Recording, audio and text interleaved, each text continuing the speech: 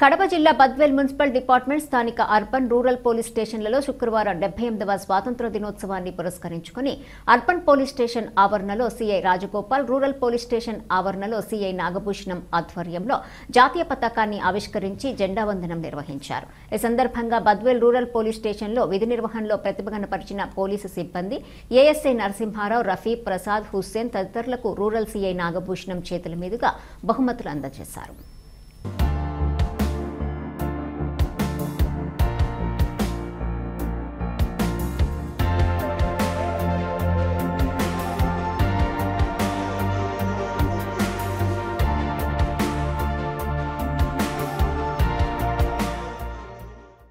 అందరికీ స్వాతంత్ర దినోత్సవ శుభాకాంక్షలు.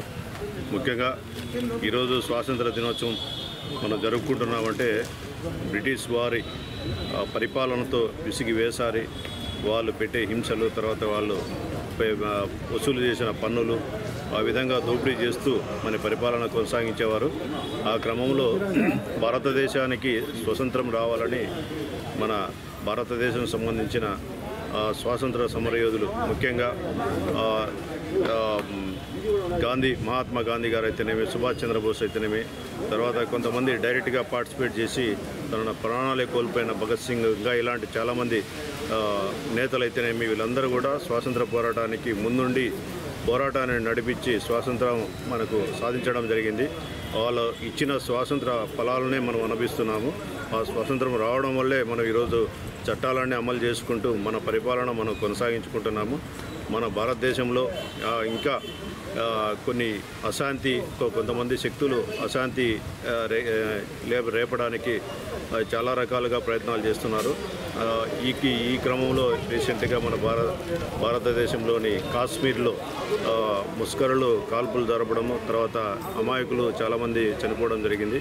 ఇట్లాంటివన్నీ కూడా సైనికులైతేనేమి, పోలీసులైతేనేమి, ఈ రౌడీలను, తర్వాత అశాంతి నెలకొల్పే వాళ్ళను, దౌర్జన్యం చేసేటోళ్ళని, వీళ్ళందరినీ కంట్రోల్ చేసిన అవసరం ఉంది. డిపార్ట్మెంట్ తరఫున కూడా మేము కూడా ఆ చట్టాలను ఖచ్చితంగా అమలుపరిచి వాటినన్నింటినీ కూడా శాంతిని మనకు భారతదేశానికి, మన రాష్ట్రంలో అయితేనేమి, మనం పోలీస్ శాఖ తరఫున మా డ్యూటీ మేము నిర్వర్తించి చట్టాలను సక్రమంగా అమలుపరిచి శాంతిని నెలకొల్పడానికి ప్రయత్నం చేస్తాం. అలాగే చట్ట వ్యతిరేక శక్తుల పట్ల కూడా కఠినంగా వ్యవహరిస్తామని తెలియజేస్తాం.